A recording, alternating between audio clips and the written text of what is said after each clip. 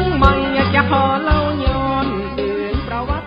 บุญคือน้ำของความดีที่ควรสร้างบุญคือทางสว่างขับดับเศร้าหมองบุญคือลังคังเสบียงเลี้ยงประคองบุญคือช่องชี้ธรรมนพพบนิพพานนิธิบุญหนุนนำผู้สรรสร้างสะอาดสว่างสงบเย็นเป็นสุขสันต์แบตเตอรี่เครื่องดีอยู่พร้อมสู้งานเชิญเถิดท่านสั่งสมบุญเป็นทุนรอนขอเจริญพรศรัทธาญาติโยมนักศีลนักบุญผู้ใจบุญกุศลทุกท่าทางวัดทุ่งบักแก่ใต้มีการจัดงานอบรมสมโภชงานส่งน้ำองค์พระราชเจดีย์สิริปักเกตคำพระการฉลองตั้งวัด142 ปีในวันที่3ถึงวันที่5เดือนกรกฎาคมพุทธศักราช2567ในงานนี้ขอเชิญศรัทธาญาติโยมนักศีลนักบุญจมพ่อโยมแม่ญาติธรรมทุกคนได้ร่วมเป็นเจ้าภาพสังฆทานยอดทายทานโรงทานและน้ำดื่มตลอดจนถึงถวายพระทหารเพลพระสงฆ์องค์พระเจ้าในวันที่5เดือนกรกฎาคมนี้ขออนุโมทนาบุญมาณโอกาสนี้ทำบุญหน่อยได้บุญนักทำบุญนักให้ได้บุญหลายๆอายุวันโนสุขะลาวัดบ้านเหล่าพระเจ้าตาเขียวตำบลบ้านเรือนอำเภอป่าซางจังหวัดลำพูนขอเชิญร่วมโครงการสร้างพระเจ้าตาเขียวจำลองเนื่องในโอกาสมหามงคลเฉลิมพระชนพรรษาพระบาทสมเด็จพระประเมนทรรามาธิบดีศรีสินธรมหาวชิราลงกรณ์พระวชิรเกล้าเจ้าอยู่หัวทรงเจริญพระชนมพรรษา6 รอบหรือ72 พรรษาในวันที่28 กรกฎาคม 2567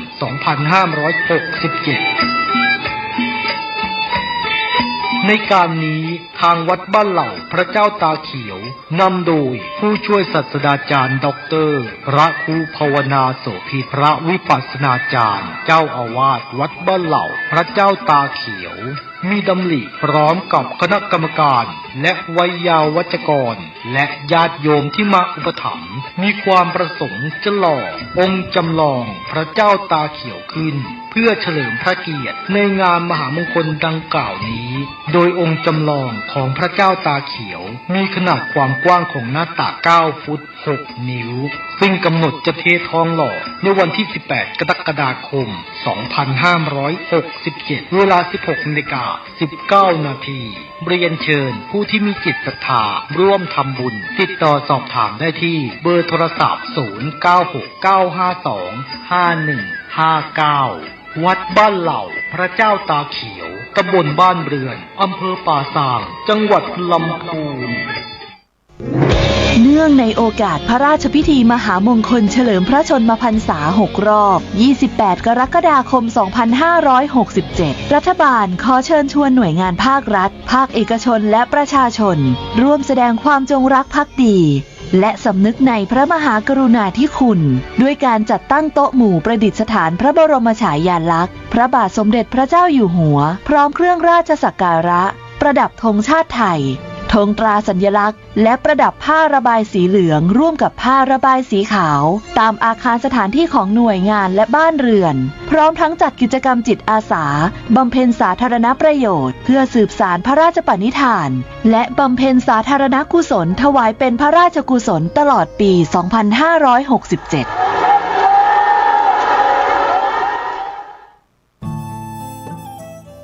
ท่านกำลังติดตามรับฟังสถานีวิทยุกระจายเสียงพระพุทธศาสนาแห่งชาติและสังคมคลื่นเพื่อการศึกษาพระพุทธศาสนาและวัฒนธรรมระบบ FM 104.5 เมกะเฮิรตซ์รายการต่อไปเป็นรายการคดีโลกคดีธรรม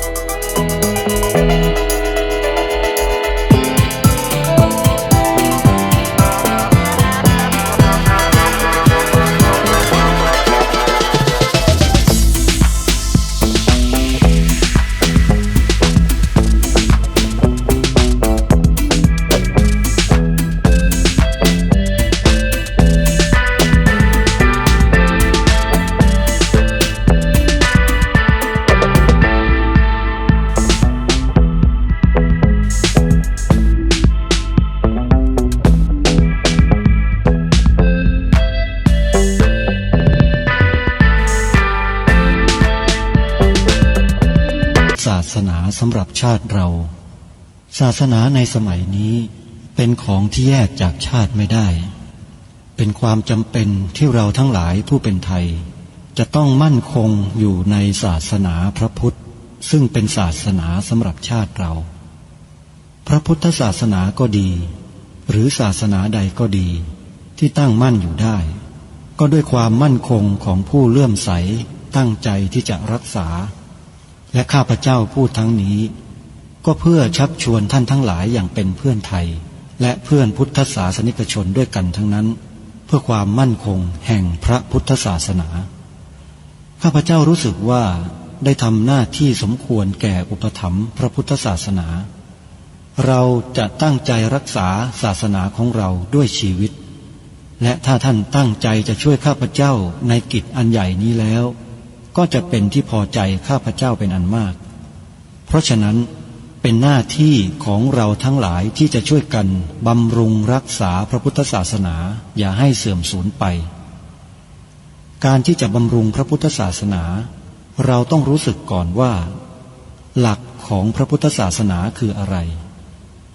เราจะถือว่าเราเป็นไทยด้วยกันหมด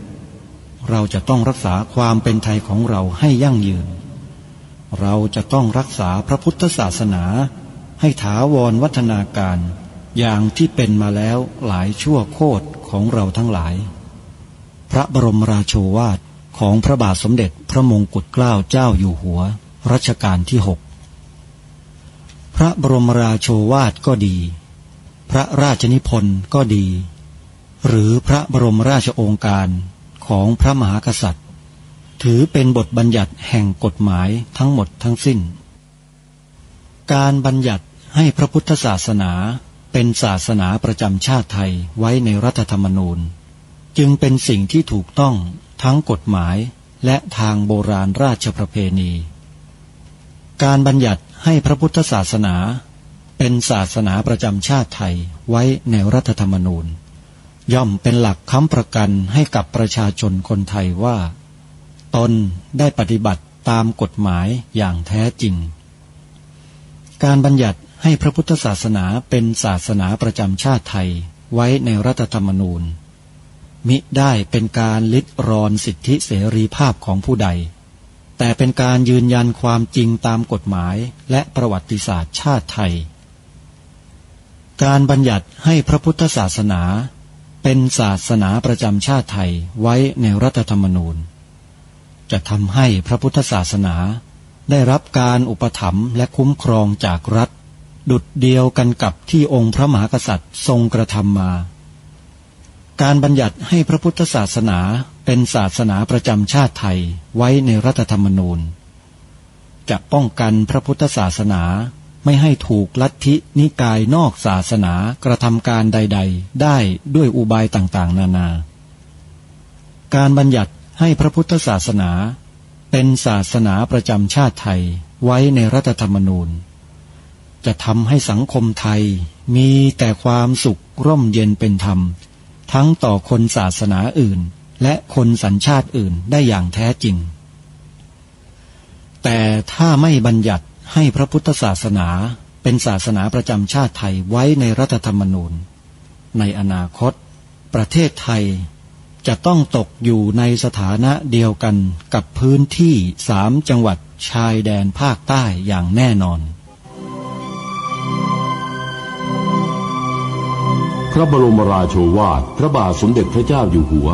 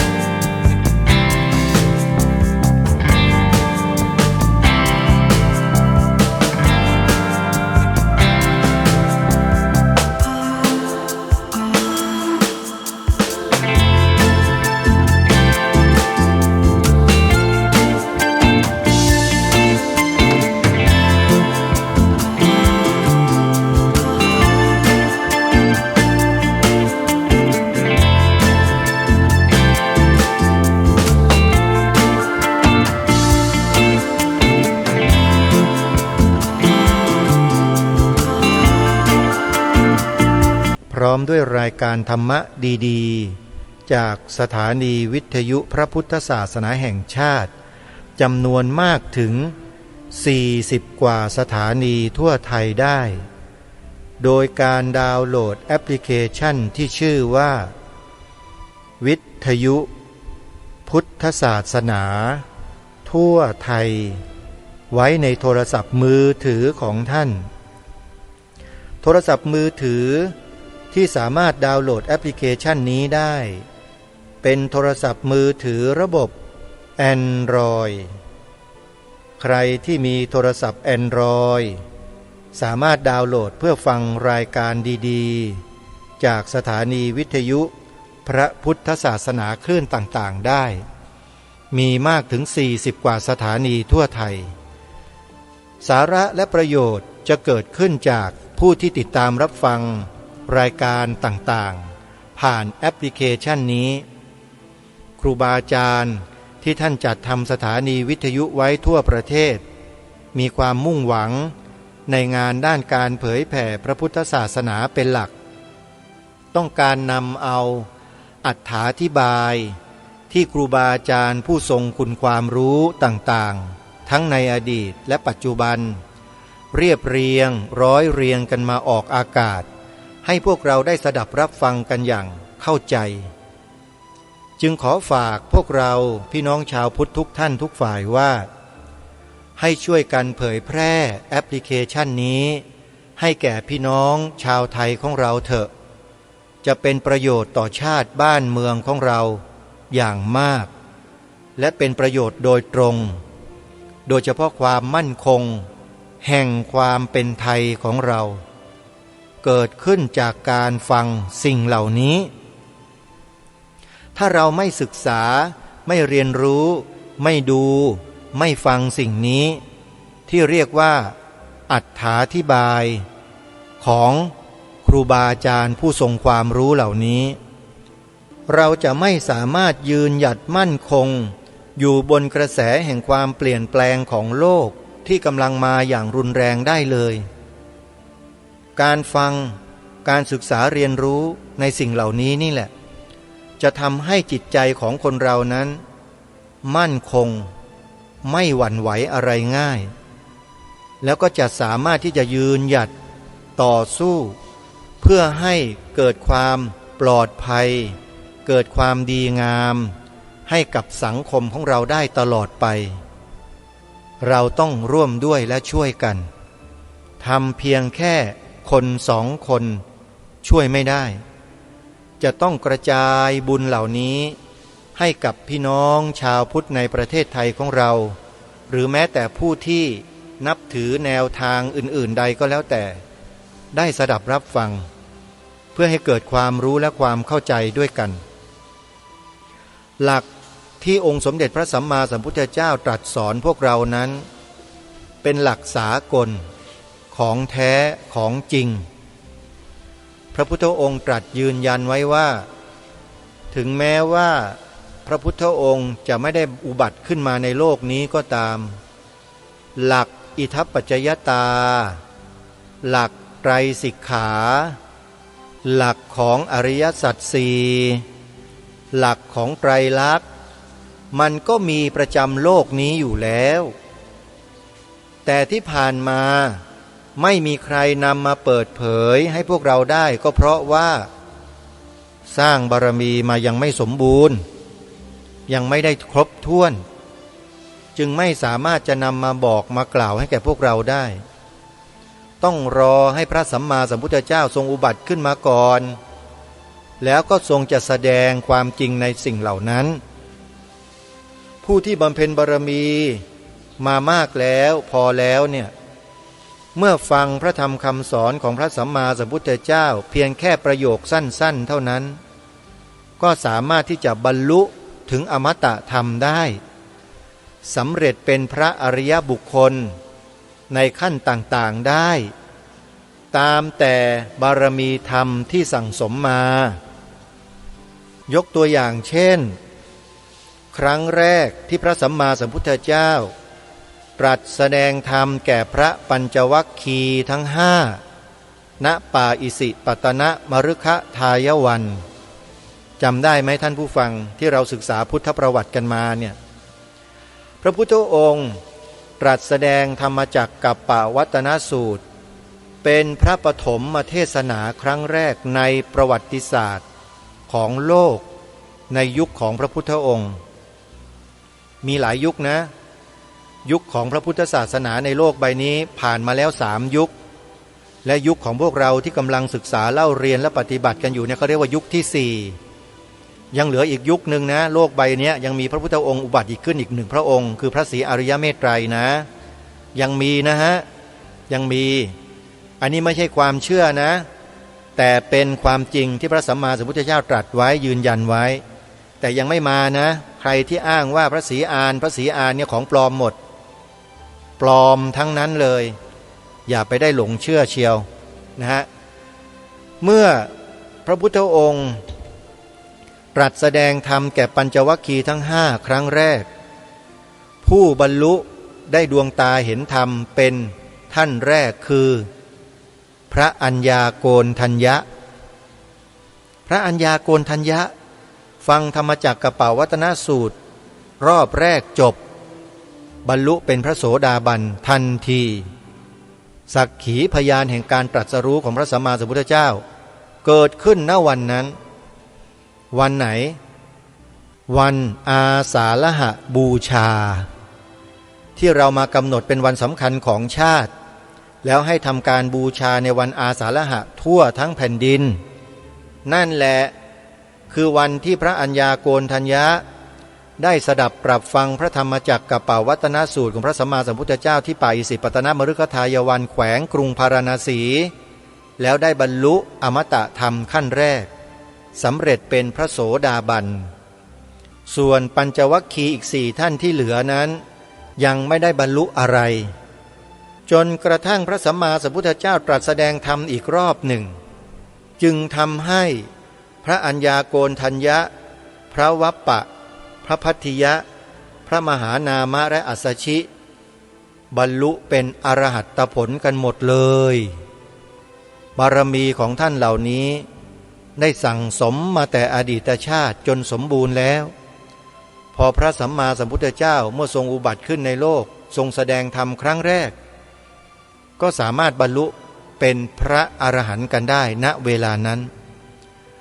และจากนั้นองค์สมเด็จพระสัมมาสัมพุทธเจ้าก็เสด็จไปโปรดผู้คนในแว่นแคว้นต่างๆมาโดยลำดับจนได้พระสาวกที่เป็นพระอรหันต์จำนวนมากมายหลาย10 รูปและพระอรหันต์หลาย10 รูปนี้แหละก็จะได้ออกไปเผยแผ่พระศาสนาในทิศต่างๆซึ่งองค์สมเด็จพระสัมมาสัมพุทธเจ้าได้ทรงรับสั่งให้ท่านเหล่านี้ออกไปคนละทางเพื่อไปนำอมตะธรรมมอบให้กับผู้ที่มีบารมีทั้งหลายจนกระทั่งได้พระอรหันต์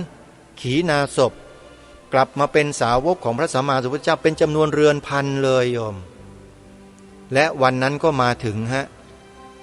วันจาตุรงคสันนิบาตมาฆบูชาก็เกิดขึ้นองค์สมเด็จพระสัมมาสัมพุทธเจ้าตรัสแสดงโอวาทปาติโมกข์ให้กับพระอรหันต์ขีณาสพ 1,250 องค์นำหลักการวิธีการของพระสัมมาสัมพุทธเจ้าที่ตรัสแสดงโอวาทปาติโมกข์นั้นไปพร่ำสอนผู้คนในโลกใบนี้ให้ได้รับประโยชน์สูงสุดโดยทั่วถึงกันการเผยแผ่พระศาสนาครั้งใหญ่จึงได้เกิดขึ้นหลังจากวันมาฆบูชานั่นเองนี่คือความมหัศจรรย์ของพระสัมมาสัมพุทธเจ้าเป็นมนุษย์เพียง1 เดียวเท่านั้นที่สามารถเปิดโลกทัศน์ให้กับมนุษย์ในโลกที่กำลังมืดมนอนทการอยู่ในขณะนั้นให้มีจิตใจสว่างไสวมีจิตใจที่โปร่งเบามีจิตใจที่เป็นอิสระเสรีภาพได้อย่างแท้จริงเพราะเข้าใจถึงสภาวะตามความเป็นจริงของสิ่งที่เรียกว่าขันธ์ 5 การศึกษาพระพุทธศาสนานั้นไม่ได้ห่างไกลไปจากขันธ์ห้าเลยอยู่ในแวดวงขันธ์ห้านี้เท่านั้นจริงๆส่วนบัญญัติต่างๆเรื่องราวต่างๆบุคลาธิฐานต่างๆนั้นเป็นเพียงส่วนเสริมให้เกิดความเข้าใจในเรื่องของขันธ์ห้าทั้งหมดถ้าใครเป็นนักการศึกษานักวิเคราะห์สังเคราะห์ในหลักธรรมคำสอนของพระสัมมาสัมพุทธเจ้าแล้วเนี่ยก็จะกล่าวเช่นนี้กันทั้งนั้นแหละ 84,000 พระธรรมขันธ์ที่องค์สมเด็จพระสัมมาสัมพุทธเจ้าตรัสแสดงไว้ทั้งหมดนั้นมารวมลงอยู่ที่ขันธ์ห้าเพื่อให้พวกเราได้รู้จักอย่างชัดแจ้งในขันธ์ห้าแล้วทำจิตนั้นให้เบาว่างโปร่งสว่างสงบเย็นเป็นพระนิพพานในที่สุดเป้าหมายคือตรงนี้นะเพราะฉะนั้นการศึกษาเล่าเรียนวิชาพระพุทธศาสนามีเป้าหมายเพียงหนึ่งเดียวคือความพ้นทุกข์ความดับทุกข์เพราะในโลกและจักรวาลนี้นอกจากทุกข์แล้วไม่มีอะไรเกิดนอกจากทุกข์แล้วไม่มีอะไรดับกิจกรรมของมนุษย์ที่ควรจะเป็นไปในจักรวาลในโลกไม่ว่าจะเป็นเทวดาพรหมอินทร์ยักษ์อะไรทั้งหลายแล้วแต่เถอะสิ่งที่ควรจะทำก็คือหาทางดับทุกข์พ้นทุกข์เพราะสังขารร่างกายที่เรียกว่ารูปนามขันธ์ห้าของเหล่าบรรดามนุษย์เทวดาสัตว์เดรัจฉานเปรตอสุรกายสัตว์นรกพรหมยมยักษ์มารทั้งหลายทั้งปวงที่บรรดามีอยู่ในสกลจักรวาลนี้ทั้งหมดสิ่งมีชีวิตทั้งหมดเนี่ยล้วนแล้วแต่ตกอยู่ในไตรลักษณ์ทั้งหมดไตรลักษณ์คืออะไรคือลักษณะ3ประการซึ่งเป็นหลักสากลทั้งหมดไม่ว่าคุณจะนับถือพระเจ้าองค์ไหนอย่างไรล้วนแล้วแต่ตกอยู่ในกฎไตรลักษณ์ทั้งนั้นเลยหนีไม่พ้นทีนี้เมื่อเราทราบความจริงอย่างนี้แล้วว่าทุกชีวิตตกอยู่ในกฎไตรลักษณ์แล้วเนี่ยแล้วเราจะทำยังไงกับชีวิตล่ะพระพุทธองค์ก็ตรัสสอนบอกว่าให้เราทำการศึกษาให้เกิดความรู้ความเข้าใจในหลักการความเป็นจริงเหล่านั้นให้ชัดแจ้งคำว่าให้ชัดแจ้งเนี่ยไม่ใช่เพียงแค่ให้สอบได้นะเรียนแล้วสอบได้ไม่ใช่นะครับให้รู้แจ้งให้ชัดแจ้งมีกระบวนการเรียนรู้ที่พระพุทธองค์ทรงวางหลักเอาไว้แล้วครับทำตามหลักไตรสิกขาครับศีลสมาธิปัญญาใช้หลักนี้เท่านั้นหลักอื่นไปไม่ถึงเป้าหมายต้องใช้หลักนี้เท่านั้นได้รู้ถึงหลักที่จะปฏิบัติให้ถึงความรู้ความเข้าใจในอริยสัจสี่คืออริยมรรคมีองค์8สิ่งเหล่านี้คือสิ่งที่ต้องศึกษาเรียนรู้ทำความเข้าใจแล้วเข้าให้ถึงให้ได้ถ้ายังเข้าถึงไม่ได้นั่นหมายความว่าการศึกษาเรียนรู้ยังไปได้ไม่ถึงเป้าหมายแต่ก็ยังดีนะที่ยังมีการศึกษาเล่าเรียนหรือเรียนรู้ในสิ่งเหล่านี้เพราะเมื่อมีการศึกษาเล่าเรียนหรือเรียนรู้ในสิ่งเหล่านี้แล้วเนี่ยคนที่ศึกษาเล่าเรียนและเรียนรู้เหล่านั้นก็จะมองเห็นเส้นทางที่จะไปสู่เป้าหมายบางครั้งอาจจะสะดุดหยุดลงชั่วคราวหรืออาจจะสะดุดหยุดลงยาวสักนิดหนึ่งแต่สุดท้ายแล้วเชื้อที่ได้สั่งสมไว้เนี่ยก็จะกลับมาดึงเอาจิตเข้าสู่กระแสที่ตนเองเคยผ่านมาแล้วนั้นได้โดยไม่ยากถ้าพูดเป็นภาษาชาวบ้านง่ายๆก็คือว่าเคยบวชเรียนเขียนอ่านเคยปฏิบัติวิปัสสนากรรมฐานมาก่อนแล้วเนี่ยได้สัมผัสถึงสภาวะตามความเป็นจริงบางอย่างบ้างแล้วเนี่ยนะลาสิกขาศึกออกไปเป็นชาวโลกทำมาหากินเลี้ยงชีพมีครอบครัวพอถึงจุดหนึ่งมันอิ่มตัว มันกลับมารื้อฟื้นได้ไม่ยากแต่ขอให้อิ่มจริงๆนะอิ่มในที่นี้คือเบื่อหน่ายคลายกำหนัดนะคำว่าอิ่มเนี่ยไม่ได้หมายความว่าหิวอยู่คือเบื่อหน่ายคลายกำหนัดแล้วคือประจักษ์แจ้งแล้วว่าโลกมันคืออะไรโลกกสันนิวาสมันคืออะไรเข้าใจแล้วมีความปรารถนามุ่งมั่นว่าจะเดินเข้าหาสู่กระแสพระนิพพานแล้วเนี่ยกลับมารื้อฟื้นสิ่งเก่าๆที่เคยสั่งสมมานั้นได้นะครับไม่ใช่ไม่ได้นะฮะทำได้เลยทำได้ดีซะด้วยแล้วก็ให้เอาจริงเอาจังอย่าย่อหย่อนต่อการประพฤติปฏิบัติเพียงเท่านี้ก็สามารถที่จะยังปัญญาสัมมาทิฏฐิเพิ่มพูนขึ้นได้โดยลำดับนี่คือสิ่งที่พระพุทธศาสนาให้โอกาสกับมนุษย์ทุกคนมนุษย์ทุกคนนะฮะไม่เว้นเลยไม่ว่าคุณจะนับถือพระเจ้าองค์ไหนก็ตามถ้าคุณมาศึกษาหลักการที่พระสัมมาสัมพุทธเจ้าทรงค้นพบซึ่งเป็นหลักวิทยาศาสตร์เหนือกว่าวิทยาศาสตร์ด้วยซ้ำไปซึ่งเป็นหลักการที่วิทยาศาสตร์หรือนักวิทยาศาสตร์ในโลกไม่สามารถที่จะใช้เครื่องไม้เครื่องมือที่ทันสมัยที่สุดในโลกเสาะแสวงหาคำตอบจากสิ่งที่องค์พระสัมมาสัมพุทธเจ้าตรัสรู้นั้นได้นะครับเครื่องไม้เครื่องมือไม่มีนะฮะที่จะมาศึกษาเรียนรู้นิพพานนะนอกจากจะเอาชีวิตตัวเองจิตใจตัวเองนั่นแหละครับเข้ามาฝึกฝนเข้ามาศึกษาเรียนรู้ปฏิบัติตามหลักที่พระเจ้าทรงวางไว้37ข้อแล้วคุณจะไปถึงจุดนั้นได้37ข้อคืออะไรโพธิปักขิยธรรม37ประการนั่นเองพอถึงจุดนี้แล้วสรุปเป็นการสรุปรวมเลยว่าธรรมะในส่วนที่จะนำผู้คนเข้าไปสู่กระแสของพระนิพพานได้เนี่ยมีอยู่37ข้อคือโพธิปักขิยธรรม37ประการเท่านั้นและที่น่าสนใจคืออะไรรู้ไหมฮะที่น่าสนใจก็คือว่าในหลักการ37ประการนี้เนี่ยทำไมพระพุทธองค์จึงทรงวางเรื่องของสติปัฏฐาน4ไว้ในชุดแรกทำไมทรงวางไว้ชุดแรกเพราะอะไรมีใครเคยคิดบ้างไหมฮะลองนึกดูให้ดีสิทำไมจึงทรงวางเรื่องของสติปัฏฐาน4เอาไว้อันดับแรกสติปัฏฐาน4มีอะไรฮะกายานุปัสสนาสติปัฏฐานเวทนานุปัสสนาสติปัฏฐาน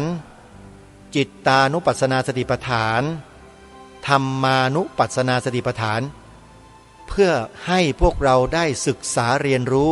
ฐานทั้ง4นี้ให้ชัดเพราะอะไรเพราะการจะเข้าไปสู่กระแสของการบรรลุธรรมรู้ธรรมแตกฉานในธรรมได้นั้นทุกคนจะต้องผ่านกระบวนการขั้นแรกให้เกิดการเรียนรู้และความเข้าใจถึงรูปนามขันธ์ห้าให้ชัดแจ้งแดงแจ๋ซะก่อนในระดับไหนล่ะระดับพื้นก็คือแยกรูปแยกนามชัดเจนนั่นแหละคือขั้นประถมสติปัฏฐาน4เท่านั้นที่จะสามารถทำให้เรานั้นแยกรูปแยกนามออกมาให้เห็นชัดเจนเป็นคนละส่วนได้วิธีอื่นทำไม่ได้คุณจะไปนั่งสมาธิทำสมถะให้ตายก็ไม่มีทางรู้แยกรูปแยกนามไม่เป็นเลยยังยึดติดอยู่ในความสงบอยู่แค่นั้นเองจึงกลายเป็นฤาษีชีไพรกันไปเยอะแยะไปหมดนั่นนะนี่คือสมาธิแต่ยังไม่ได้เข้าถึงแนวทางแห่งการตรัสรู้ได้เลยเพราะไม่ได้เจริญสติปัฏฐาน4สติปัฏฐาน4ไม่ใช่ฌานสมาธินะครับเป็นเรื่องของปัญญาล้วนๆที่เข้าไปตีแตกแยกออกถึงสภาวะตามความเป็นจริงของรูปนามขันธ์ห้าพระองค์ทรงวางเรื่องของสติปัฏฐาน4ไว้ในอันดับแรกในโพธิปักขิยธรรม37ประการและมีพระเถระผู้ใหญ่เราในอดีตรูปหนึ่งได้นำสติปัฏฐาน4นี่แหละมาทำการศึกษาวิเคราะห์สังเคราะห์จนกระทั่งมีความเข้าใจและมีความเชื่อมั่นว่าถ้าให้พระสงฆ์สามเณรเรา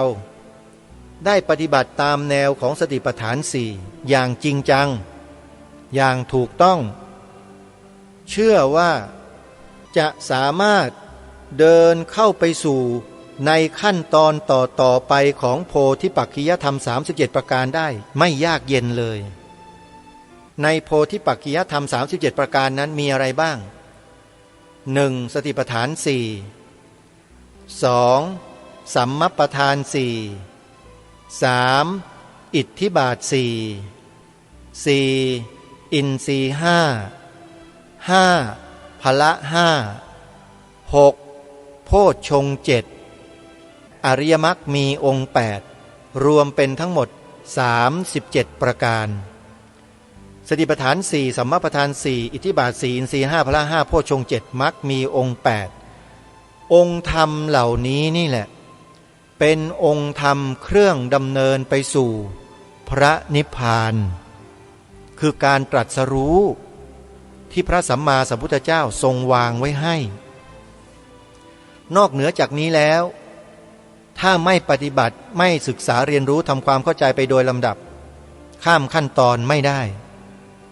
เพราะเราไม่ใช่อุคติตันยูไม่ใช่วิปจิตันยูเราเป็นเพียงแค่อาจจะเป็นแค่เนยยะอย่างมากหรือไม่ก็ปัทภปรมะแต่เราสามารถที่จะบำเพ็ญศึกษาภาวนาเพื่อพัฒนาสภาวะจิตของเราเนี่ยให้หลุดพ้นจากสภาวะของปัทภปรมะได้แล้วขึ้นมาเป็นในระดับของเนยยะคือบุคคลที่จะสามารถบรรลุตรัสรู้ในความจริงของรูปนามขันธ์ห้านั้นได้ทำได้ฮะคนเราถ้าไม่เคยสั่งสมบารมีทางด้านนี้มาก่อนคุณจะมาเกิดอยู่ในประเทศนี้แล้วมานับถือศาสนาพุทธในประเทศนี้ได้ไหมเล่าถ้าคุณไม่สั่งสมบุญมาแต่อดีตนะถ้าไม่ใช่ปุเพกตปุญญาตาจริงไหมครับจริงไหมญาติโยมสาธุชนฮะพวกเราทั้งหลายที่ฟังรายการอยู่เนี่ยถ้าเราไม่เคยสั่งสมบุญแต่อดีตชาติมานะไม่เคยอธิษฐานจิตมาเนี่ยเราจะมาเกิดเป็นมนุษย์พบพระพุทธศาสนาศึกษาเรียนรู้มาปฏิบัติแล้วเกิดความรู้ความเข้าใจได้ไหมกรรมมันก็ต้องซัดเราออกไปอยู่นู่นประเทศทะเลทรายนู่นไปอยู่นู่นบนภูเขาไปอยู่ในป่าในดงนู่นไปเป็นอะไรต่อไม่อะไรก็ไม่รู้จริงไหมอย่าลืมนะว่าการที่จะมาอยู่รวมกันแบบนี้เป็นประเทศเป็นชาติเนี่ยรวมกันเป็นชาวพุทธเป็นพลเมืองที่เชื่อว่าพลเมืองไทยเนี่ยนะถ้าไม่สั่งสมบุญแต่อดีตคุณมาเกิดในประเทศนี้ไม่ได้นะฮะต้องเชื่อและศรัทธาในเรื่องนี้ด้วยมันเป็นเรื่องกรรมทั้งนั้นเลยเป็นหลักสากลไม่ใช่เป็นความเชื่อโดยที่ไม่มีปัญญาไม่มีความเข้าใจหรือไม่มีหลักการมาเป็นตัวยืนยันไม่ใช่เรื่องนี้เป็นเรื่องของการสั่งสมบุญมาแต่อดีตด้วยจึงจะมานับถือมาศึกษาเรียนรู้พระธรรมคำสอนพระสัมมาสัมพุทธเจ้าเพราะฉะนั้นการที่เราได้ยินคำว่าโพธิปักขิยธรรม37ประการนี้ก็เป็นเรื่องยากแล้วนะแม้แต่ผู้คนที่อยู่ในประเทศไทยนับถือศาสนาพุทธก็ตามถึงแม้จะได้ยินคำว่าโพธิปักขิยธรรม37ประการมีครูบาอาจารย์ท่านแสดงท่านกล่าวท่านเทศสอนแต่คนเหล่านั้นไม่มีความรู้ความเข้าใจเลยและก็ไม่สนใจก็มีผู้ที่ตั้งใจในการสดับตรับฟังก็มีฟังแล้วนำไปศึกษาพิจารณาตามก็มีนำไปปฏิบัติให้เกิดความเข้มข้นเกิดความตั้งใจมั่นในการศึกษาเรียนรู้ยิ่งขึ้นก็มีบรรลุมรรคผลนิพพานก็มีอย่าลืมนะพระพุทธเจ้าตรัสไว้นะตราบใดที่เหล่าพุทธบริษัทหรือมนุษย์ในโลกยังมีการปฏิบัติตามหลักของอริยมรรคมีองค์8อยู่ตราบนั้นโลกก็ยังไม่สิ้นพระอรหันต์พระพุทธองค์ตรัสแบบนี้โยมและจะป่วยกล่าวไปยัยกับพระโสดาบันพระสกทาคามีพระอนาคามีเล่าเต็มไปหมดเลยแต่เราไม่รู้ว่าท่านอยู่ที่ไหนเท่านั้นเองอาตมาภาพก็บอกไม่ได้เพราะไม่รู้จริงๆเพราะตนเองก็ยังไม่ได้บรรลุยังเป็นปุถุชนอยู่เป็นผู้ยังศึกษาอยู่ญาติโยมแต่ก็ดีใจนะ ที่ตนเองคืออาตมาภาพเองหรือกระผมเองเนี่ยพอบวชมาไม่กี่วันก็มีเหตุจะต้องทำให้ตนเองนั้นชีวิตผกผันไปทันทีก่อนที่จะเข้าพรรษาแรกย้ายสำนักเลยตั้งแต่อุปสมบทมาในภัตตสีมาของวัดที่ตนเองอุปสมบทไม่เคยจำพรรษาที่วัดตัวเองบวชเลยแม้แต่พรรษาเดียวจนถึงวันนี้เพราะชีวิตมันผกผันมาผกผันไปไหนไปปฏิบัติวิปัสสนากรรมฐานตามแนวสติปัฏฐานสี่ไปอยู่ในสำนักแบบนั้นนะพระใหม่นะโยมอาตมาเป็นพระใหม่ไม่รู้เรื่องรู้ราวอะไรหรอกเหมือนกับลูกชาวบ้านทั่วๆไปบวชตามประเพณีนั่นแหละแต่เชื่อมั่นว่าเคยสั่งสมบุญในอดีตในด้านนี้มาก่อนกรรมจึงซัดเข้ามาสู่แนวทางนี้จนถึงวันนี้โยมนี่คือสิ่งที่ท่านจะเล่าแล้วมันก็เป็นเรื่องยาวแล้วเดี๋ยวผู้ฟังบางท่านก็หาว่าอวดตัวเองว่าอย่างนู้นอย่างนี้ก็เลยขอพูดคร่าวๆให้เข้าใจกันว่าเรื่องของการสั่งสมบุญมาแต่อดีตชาติที่เรียกว่าปุพเพกตปุญญาตานั้นมีจริงๆใครทำกรรมอย่างไรเกิดมาชาติไหนๆกรรมเหล่านั้นที่ตนเองทำไว้ก็จะมาสนองมาให้ผลในชาติต่อๆไปท่านเรียกว่าอปราประเวทนียกรรมกรรมที่ให้ผลในภพชาติต่อไปนี่แหละมันเกิดจากการกระทำของเราในอดีตชาติเราเวียนว่ายตายเกิดในวัฏฏะสงสารนี้มาเนี่ยไม่รู้เท่าไหร่แล้วทำไมล่ะ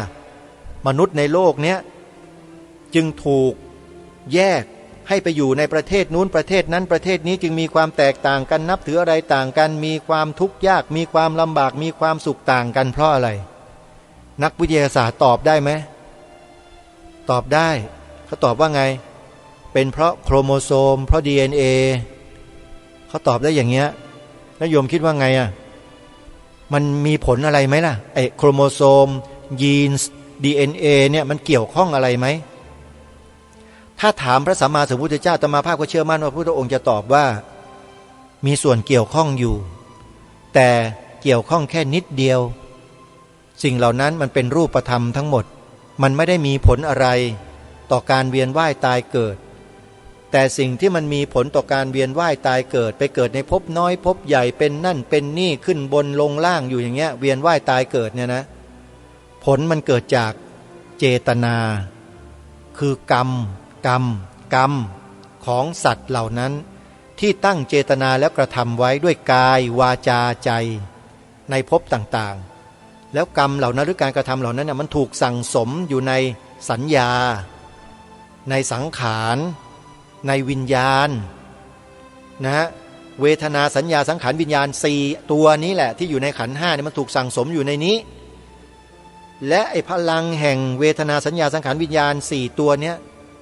มันก่อกำเนิดให้เกิดรูปเนี่ยไอ้รูปร่างหน้าตามนุษย์สัตว์เปรตอสุรกายสัตว์นรกเทวดา6ชั้นรูปประพรหม16ชั้นอรูปประพรหมอีก4ชั้นนี่เกิดอย่างนี้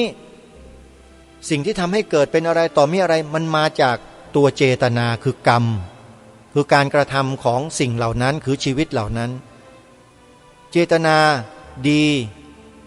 รูปร่างสังขารวิญญาณที่อยู่อาศัยภพภูมิก็จะเป็นภพภูมิที่ดีร่างกายที่ดีเกิดเป็นเทวดาบ้างเป็นพรหมบ้างเป็นมนุษย์ที่ดีมีสุขภาพที่แข็งแรงบ้าง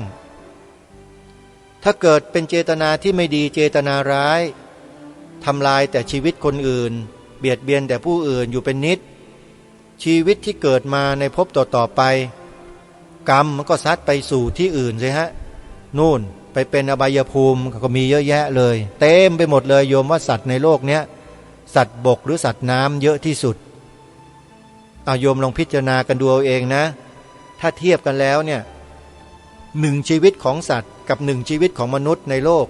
โยมว่าชีวิตของสัตว์มีจำนวนมากกว่าชีวิตของความเป็นมนุษย์ไหมสัตว์เดรัจฉาน ทั้งแมลงนกหนูงูไก่ปลาอะไรต่างๆเนี่ยถ้ามันแสดงทั้งในน้ำทั้งบนบกเนี่ยโยมว่ามันมีชีวิตมากกว่าจำนวนชีวิตมนุษย์ในโลกไหมนับไม่ถ้วนชีวิตมนุษย์นี่ยังนับได้นะมนุษย์ในโลกยังทำสถิติว่าประเทศนั้นมีจำนวนประชากรเท่านั้นเท่านี้แต่สัตว์หลายๆชนิดไม่มีใครสามารถทำสถิติให้เห็นเป็นตัวเลขได้เลยว่ามีจำนวนเท่าไหร่เอาจุดที่เรายืนอยู่เนี่ยที่เท้าเราเหยียบอยู่เนี่ยโยมว่ามีสัตว์ที่มันเกิดเป็นสัตว์อยู่เนี่ยที่ต่ำกว่าเราเนี่ยยืนอยู่แค่เท้าเราสองข้างเนี่ยเหยียบดินอยู่แค่ตรงเนี้ยลึกลงไปเนี่ยโยมแล้วขึ้นไปบนอากาศหรืออะไรเนี่ยโยมว่าสิ่งมีชีวิตมีอยู่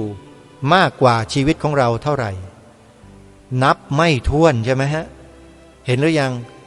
เพราะฉะนั้นชีวิตที่เวียนว่ายตายเกิดไปเป็นสิ่งที่ตกต่ำนะต่ำกว่าชีวิตของเราที่เป็นมนุษย์เนี่ยมีมากกว่าเราตั้งหลายล้านเท่าหลายล้านเท่านะไม่ใช่มีเพียงแค่น้อยนิดเพราะฉะนั้นวัฏฏะสงสารหรือการเวียนว่ายตายเกิดของสรรพสัตว์ทั้งหลายเนี่ยมันเป็นสิ่งที่ทำให้เกิดความเบื่อหน่ายในจิตของผู้บำเพ็ญบารมี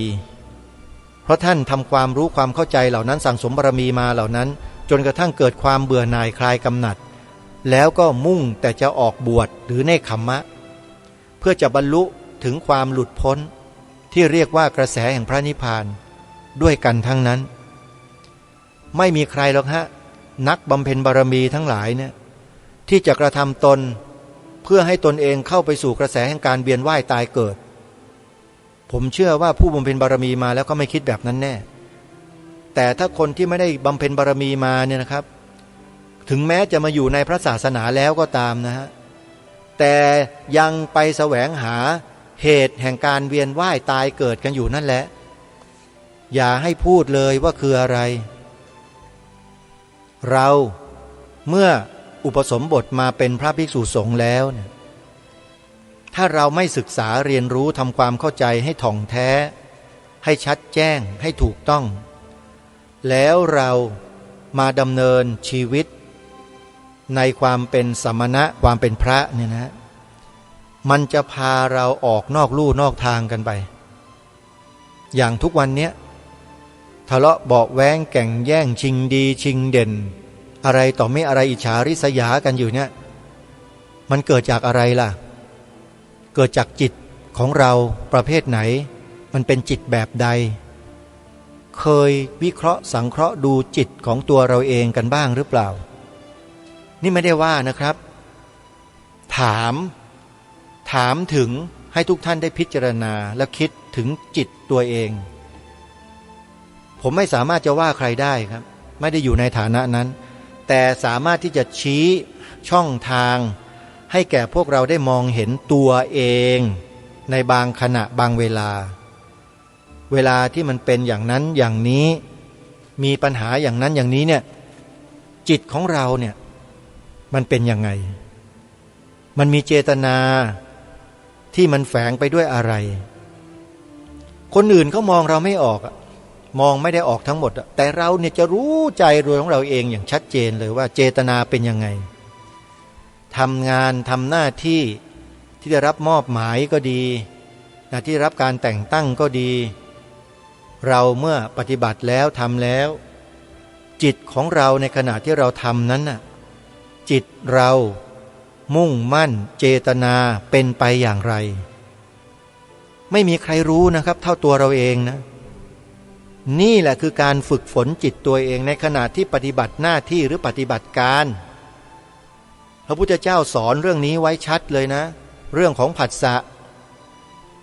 ปฏิบัติธรรมเนี่ยเขาไม่ได้ปฏิบัติตรงที่หลับหูหลับตานิ่ง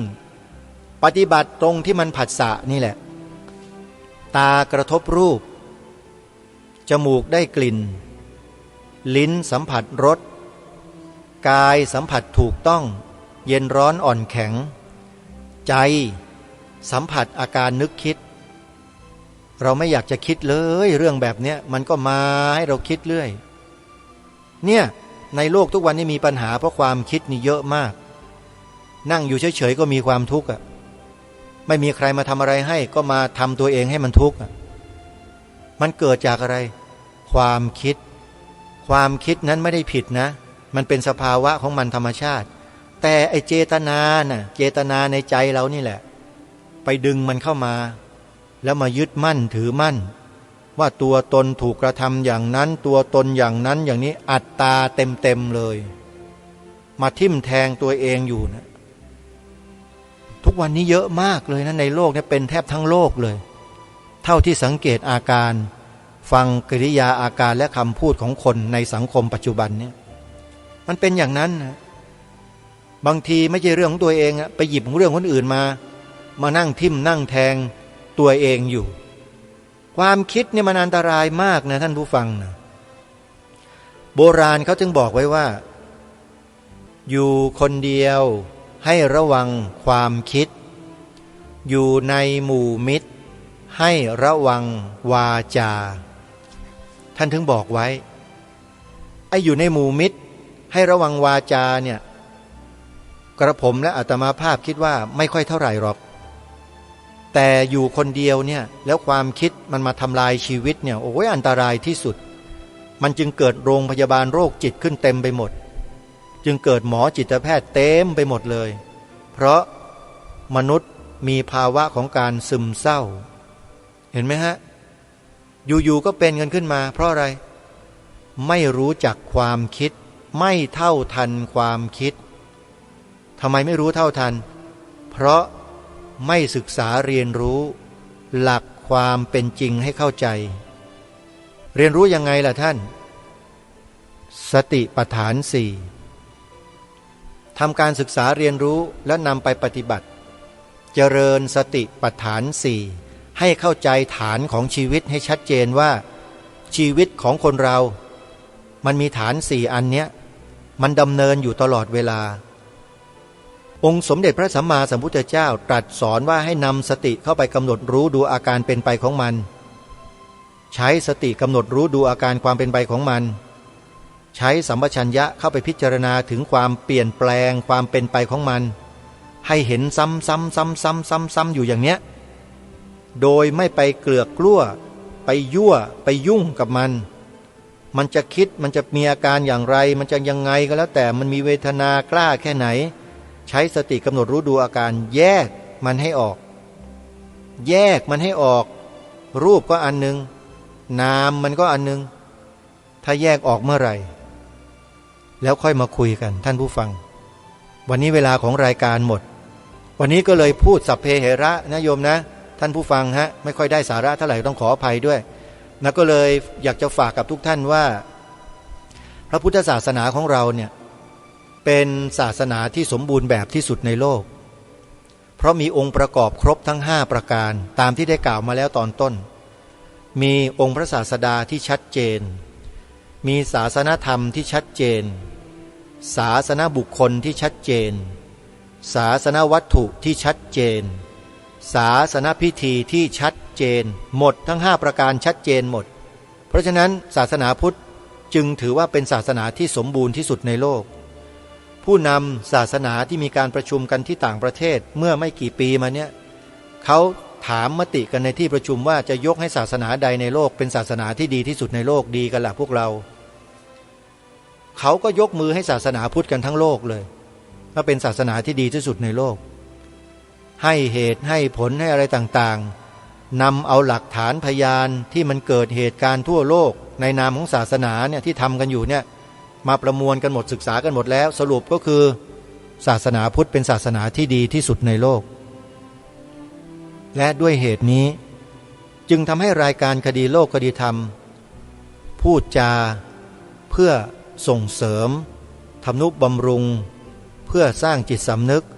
ให้พวกเราช่วยกันสืบสานรักษาต่อยอดพระพุทธศาสนากันให้มากที่สุดเท่าที่เราจะสามารถทำได้และสิ่งหนึ่งที่ให้ทำกันก็คือใช้วาจาให้เป็นประโยชน์กล่าวประโยค2ประโยคที่ทางรายการได้รณรงค์มาโดยตลอดเพื่อให้2ประโยคนี้กลายเป็นความจริงในอนาคตคือ 1. พระพุทธศาสนาเป็นศาสนาประจำชาติไทยของเรา 2. สีขาวในธงชาติไทยหมายถึงพระพุทธศาสนาเท่านั้นถ้าประเทศอื่นเราไม่เกี่ยวเราไม่ยุ่งไอ้นี่มันประเทศของเราธงชาติของเราองค์พระบาทสมเด็จพระมงกุฎเกล้าเจ้าอยู่หัวพระราชทานสีขาวไว้ชัดเจนอยู่แล้วว่าหมายถึงพระพุทธศาสนาเท่านั้นใครมาเปลี่ยนแปลงสิ่งนี้ของพระองค์ท่านเป็นคนยังไงล่ะก็ไปพิจารณากันดูนะท่านผู้ฟังนะวันนี้เวลาของรายการหมดลงต้องขอสมมุติยุติไว้ที่เพียงเท่านี้ขอความสุขความสวัสดีในธรรมแห่งองค์สมเด็จพระบรมศาสดาสัมมาสัมพุทธเจ้าจงปรากฏเกิดมีขึ้นในจิตใจของท่านผู้ฟังทุกท่านทุกคนเทินขอเจริญพรกล้าคิดก็ต้องกล้าทำอย่ากลัวถ้าทำความดีเร่งศึกษาปัญหาให้ทันท่วงทีเมืองไทยจะพัฒนากว่านี้รายการดีๆคดีโลกคดีธรรมขอรำพันบรรยายความคิดเครื่องหมายแห่งสีทั้งสามงามถนัดขาวคือบริสุทธิ์สีสวัสดิ์หมายพระไตรรัตน์และธรรมะคุ้มจิตไทยแดงคือโลหิตเราใสซึ่งยอมสละได้เพื่อรักษาชาติศาสนาน้ำเงินคือสีโสภาอันจอมประชาถ้าโปรดเป็นของส่วนองค์จัดริ้วเข้าเป็นไตรรงค์จึงเป็นสีธงที่รักแห่งเราชาวไทยทหารอวตารนำไปยงยุทธวิชัยวิชิตก็ชูเกียรติสยาม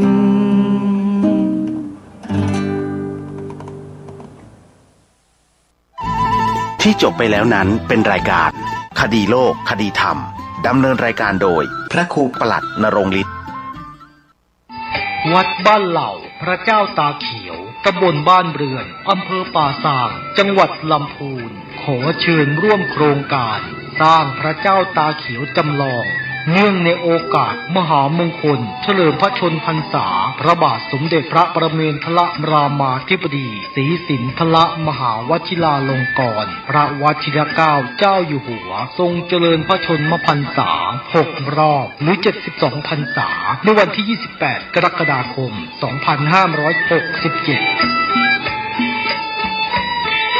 ในการนี้ทางวัดบ้านเหล่าพระเจ้าตาเขียวนำโดยผู้ช่วยศาสตรา